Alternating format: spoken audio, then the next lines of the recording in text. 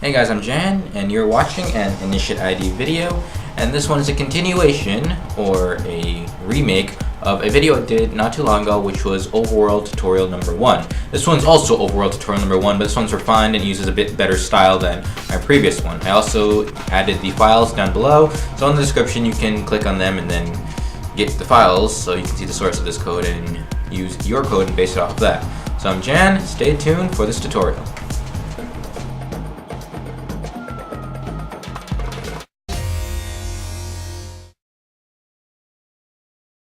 Hey guys, so like I said, this is a continuation or a remake of the original Overworld 1 video that before. So let me just call the main class, which pretty much just has a method called to initialize, and call the method of the GUI class is what we're going to use now. Previously, I just mashed everything into the main method and that looked really sloppy. So in this time we have its own class and it's all awesome. And this is what the result looks like. So it looks nice, pretty, and all that fun stuff. So I'll close that. The main class pretty much just creates the object and then calls the set visible to true. So let's go here. Package statement, probably not going to be there later. And then we have our imports, and you'll see all the imports that we need. Mention graphics, key listeners, all that fun stuff. Basic comment here. Okay, we have two classes in this one class actually. So here we have public class GUI, so it's called GUI or GUI. Extends JFrame, so this is a JFrame, and we have everything added into that.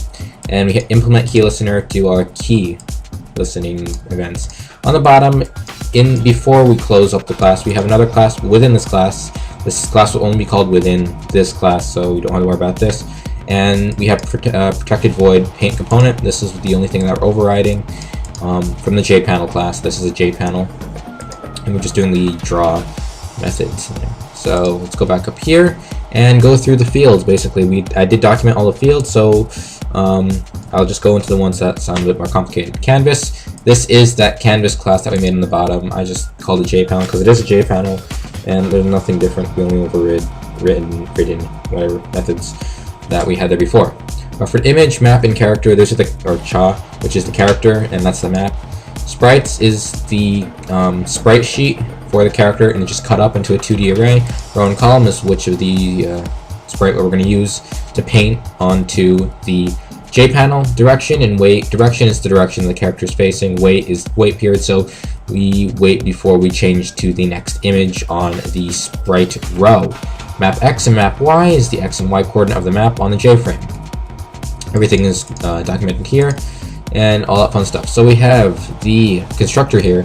We have this super call, which allows us to call the constructor of the original class. So JFrame's one parameter or one argument constructor allows us to write a title. So it's going to be called Overworld Test 1.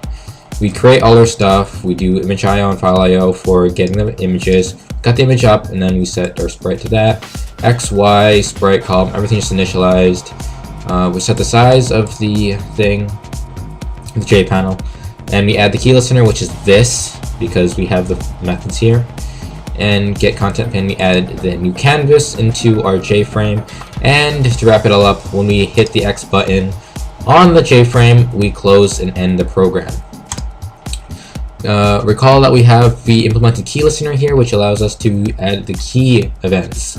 So key type here doesn't have a function, but it doesn't have any purpose actually. So there's no function to this method in this project. That's because we need to have this method defined. However, we don't have to necessarily do anything. What we do need is key released and key pressed. So key pressed, I'll just go through one. It's pretty much the same for all the other ones. When the up key is pressed, so when the key code of the key event is up, we made the map go down because we've been going the opposite direction of what our character is running in, and we changed the direction to north so that later on we can choose which where we want to go to. Actually, does the direction have any purpose? The direction doesn't really have a purpose at this point in time. At least I don't think so. But you might use it in the future for whatever reason. And the same thing for left, right, down. We just do X, Y, and accordingly. Wait, we add 1 so that every 5 every 5 movements, we change the image so it's nice and smooth. Sprite column. If it's 4, because we only have 4 indices, which is 0, 1, 2, 3. So if it is 4, we have to set the sprite column back to 0. We add sprite column plus plus. That's the white period there that changes that. And then we set the character to whatever sprite we want there. And we repaint. So recall that also when we keep moving, we might be having a character step forward. We don't want that. So when RQ is released, you want the sprite column to be 0, which is the stand for whatever direction the guy is facing at, and we repeat there. So that's pretty much it. Let's open the program again, and we should be set. And so that pretty much wraps up this video. Let me just give you a sneak peek of what the next video is going to be, and that's pretty much the character running around on the map and the map moving accordingly and all that fun stuff. So this was, like I said, a remake of the previous Overworld Test 1, and that's pretty much it. So I'm Jan, thanks for watching this video. Don't forget to subscribe. The files are down in the description, and my email's down there, so if anyone has any questions, just email me or post comments or just spam my inbox and I will probably respond. So thanks for watching.